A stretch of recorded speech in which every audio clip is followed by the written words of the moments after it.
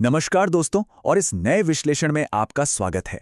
आज हम एक ऐसे अल्टीमेट एंड्योरेंस टेस्ट की बात करने वाले हैं ना, जो सच में किसी के भी होश उड़ा देगा। जरा कल्पना कीजिए, एक इंसान को एक पूरी तरह से भरे हुए ग्रोसरी स्टोर के अंदर लॉक कर दिया गया है और उसके पास करोड़पति बनने का एक जबरदस्त मौका है।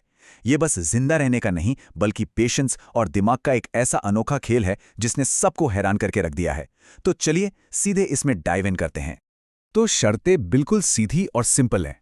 $10,000। हाँ, यही इस खेल का रोजाना का इनाम है। इस चैलेंज का जो पार्टिसिपेंट है, जिसका नाम एलेक्स है, उसको इस बिल्डिंग के अंदर हर 24 घंटे बिताने पर $10,000 यानी कि लाखों रुपए कैश मिलेंगे।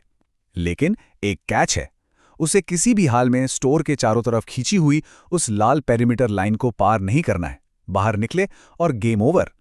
Okay, let's dive into this. और इस नियम की थोड़ी और गहराई में चलकर इसके एक शानदार इकोनॉमिक ट्विस्ट को समझते हैं। देखिए, यहां बात सिर्फ बिना बाहर निकले जिंदा रहने की नहीं है। $10,000 कैश लेने के लिए एलेक्स को रोजाना ठीक $10,000 की कीमत का ही सामान स्टोर से वापस करना होगा, जिसे बाद में चैरिटी में डोनेट किया जाएगा। और सच बताऊं, इस एक नियम ने इस पूरे सर्वाइवल चैलेंज को तुरंत एक डेली इन्वेंट्री मैनेजमेंट गेम में बदल कर रख दिया। अब इस चुनौती की असली मुश्किल इस सामान वापस करने की प्रोसेस में थी।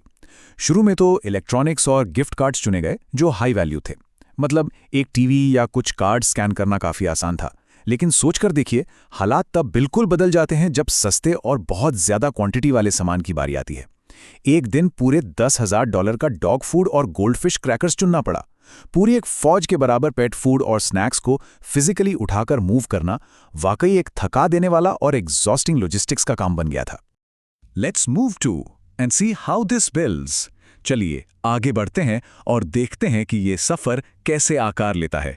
शुरुआती दिनों की आसानी के बाद जब धीरे धीरे बोरियत बढ़ने लगी ना, तो गजब की DIY इंजीनियरिंग शुरू हो गई। 10वें दिन नहाने की जरूरत पड़ने पर एक मेकशिफ्ट शावर बनाया गया। 13वें दिन तक उस शावर को अपग्रेड करके एक प्रॉपर शेल्टर बना दिया गया। और 14वें दिन स्टोर के बैकरूम से एक फॉर्कलिफ्ट मिल गया। और तब तो भाई काम करने का पूरा तरीका ही बदल गया। इन एंडलेस आइल्स को अपना घर बनाने के लिए कुछ ऐसी चीजें बनाई गईं जो अजीब तो थीं, पर साथ ही बहुत मजेदार भी थीं। जैसे कि टॉयलेट पेपर रोल्स का इस्तेमाल करके बनाया गया एक आरामदायक बिस्तर, या फिर हजारों पानी की बोतलों को जोड़कर बनाई गई उस नए शेल्टर की दीवारें, और मनोरंजन के लिए बनाई गई वो great wall of cheese balls. इन हालातों को देखकर साफ समझ आता है कि इंसान अकेलेपन और बोरियत को दूर करने के लिए कितना ज्यादा क्रिएटिव हो सकता है। शुरुआत में लक्ष्य एक बहुत बड़ा आंकड़ा था, $1 मिलियन। लेकिन जैसे जैसे वक्त बीता, रियलिटी हिट करने लगी। 1 मिलियन पूरा करने का सीधा सा मतलब था कि अगले और कई महीनों तक वहां अकेले रुकना, जिसका बहुत गहरा असर पर्सनल लाइफ पर पड़ने वाला था। एलेक्स को एहसास होने लगा था कि इस पैसे के चक्कर में वो अपने बच्चों के आने वाले जन्मदिन मिस कर देगा। इस भावना ने उस इनिशियल टारगेट को आगे चलकर आधा यानी $5 लाख करने पर मजबूर कर दिया। और तभी इस सफर में एक बहुत बड़ा झटका लगता है। पता है क्या? स्टोर खरीदते वक्त इलेक्ट्रिसिटी का बिल भरा ही नहीं गया था। कल तक जो स्टोर बिल्कुल चमचमाती रोशनी, वर्किंग फ्रीजर्स और पूरी सुविधा से भरा था, वो अचानक पूरी तरह से घुप अंधेरे में डूब गया। अब वहां सिर्फ और सिर्फ खराब होते हुए मीट की बदबू थी और एक अकेली लैंटर्न की रोशनी। पूरा का पूरा माहौल एक पल में डरावना और एक कड़ी सच्चाई वाला बन गया। अब फ्रीजर्स बंद होने से सबसे बड़ा खतरा उस मीट को था जो वहां रखा था। वहां एक ऐसी तगड़ी अफरा तफरी मच गई ना, जिसे द फ्रैंटिक मीट रेस्क्यू का नाम दिया गया। अंधेरे में ही जल्दी जल्दी थॉ हो रहे मीट को स्कैन किया गया और बहुत तेजी से उन्हें कांगा कूलर्स में पैक किया गया, ताकि वो खराब होने से बच जाएं और चैरिटी को बिल्कुल सही सलामत डोनेट किए जा सकें।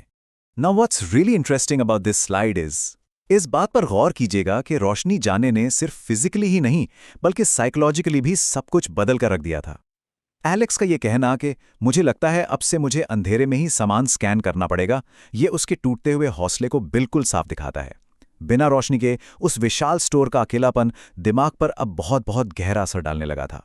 पर कहते हैं ना, हर अंधेरे में उम्मीद की एक किरण होती है। इस भयानक आइसोलेशन को कम करने के लिए एलेक्स ने पहले फोकलिफ्ट से स्टोर में एक बड़ी जगह खाली की, फिर पीछे से एक लंबा होज पाइप खींचा और अकेलेपन और थकान को मिटाने के लिए वहीं एक इंडोर ग्रोसरी स्विमिंग पूल बना डाला, कुछ पलों के लिए सही, पर उस विशाल सूने स्टोर में अचानक से एक नई खुशी आ गई थी। लेकिन दुर्भाग्य से ये खुशी ज्यादा देर नहीं टिकी। अब वक्त था द फोर्कलिफ्ट डिजास्टर का। फोर्कलिफ्ट चलाते वक्त एलेक्स से एक गलती हुई और अचानक एक गलत टर्न ने उस पूरे नए पूल को तोड़ दिया और इसका नतीजा पूरे लिविंग एरिया में पानी ही पानी भर गया। जिस कैश को इतनी मेहनत से कमाया गया था वो पूरी तरह से उस पानी में भीग गया और साथ ही आसपास के प्रोडक्ट्स भी बर्बाद हो गए। ये इस सफ़र का एक ऐसा मुकाम था जहां निराशा सच में अपने चरम पर थी। ये दर्द उनके इन शब्दों में साफ झलकता है जब वो कहते हैं, मेरा सारा पैसा भीग गया है, मैं पूरी तरह थक चुका हूं, मैं बस यहां से जाना चाहता हूं। फिजिकल नुकसान, लंबा अंधेरा और सूनेपन का जो ये कॉम्बिनेशन था ना, उसने सब्र का बांध तोड़ने के बिल्कुल करीब लाकर खड़ा कर दिया था। इस ब्रेकिंग पॉइंट पर आकर कई चीजें एक साथ दिमाग पर हावी हो रही थीं। अंधेरे की वजह से दिन और रात बिल्कुल एक जैसे लगने लगे थे। एक्सट्रीम अकेलेपन के चलते अब इंसान नहीं बल्कि एक छोटा रोबोट आकर रोज का कैश दे रहा था। और सबसे बड़ा मेंटल टॉर्चर थी वो लाल एग्जिट लाइन जो हर वक्त बाहर निकलने का लालच दे रही थी। 44वें दिन तक तो हालत ये हो गई थी कि पहले की वो एक्साइटमेंट बस जमीन पर एक बेड पटक कर अपना बोरियत भरा वक्त काटने में बदल चुकी थी। So the crucial point is कि इन सब परेशानियों और मेंटल टॉर्चर जैसी हालातों के बावजूद एलेक्स ने हिम्मत नहीं हारी और उस सुनसान स्टोर में लगातार 45 भयानक दिन गुजार लिए। हाँ, 45 डेज। ये आंकड़ा साफ दिखाता है कि उनमें कितना पेशेंस था। पर अब वो वक्त आ गया था जब एक आखिरी और सबसे बड़ा फैसला सामने आने वाला था। एंड दिस ब्रिलियंटली इलस्ट्रेट्स एक शानदार फाइनेंशियल अचीवमेंट। ओरिजिनल लक्ष्य भले ही $1 मिलियन था, पर 45 दिनों में $4,50,000 की जीत पूरी हो चुकी थी। भले ही ये टारगेट का आधा था, लेकिन ध्यान देने वाली बात यह है दोस्तों कि ये एक लाइफ चेंजिंग पैसा है, एक ऐसी अमाउंट जो किसी की भी जिंदगी को हमेशा के लिए बदल सकती है। फिर आता है सफर का एक बहुत ही इमोशनल क्लाइमैक्स। अचानक जब उनकी पत्नी एक सरप्राइज विजिट देने आती हैं, तब एलेक्स को ये डीपली एहसास होता है कि दुनिया का कोई भी बड़ा अमाउंट परिवार की कमी पूरी नहीं कर सकता। उस अनंत दौलत को पीछे छोड़ते हुए परिवार को चुना जाता है और आखिरकार उस लाल लाइन को पार करके अपनी इच्छा से इस चैलेंज को यहीं खत्म कर दिया जाता है।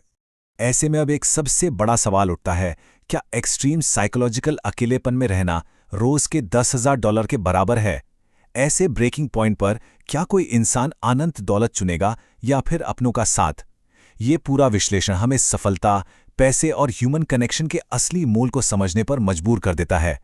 सोचिए इस बारे में, और आज की इस चर्चा से जुड़े रहने के लिए आपका बहुत बहुत शुक्रिया।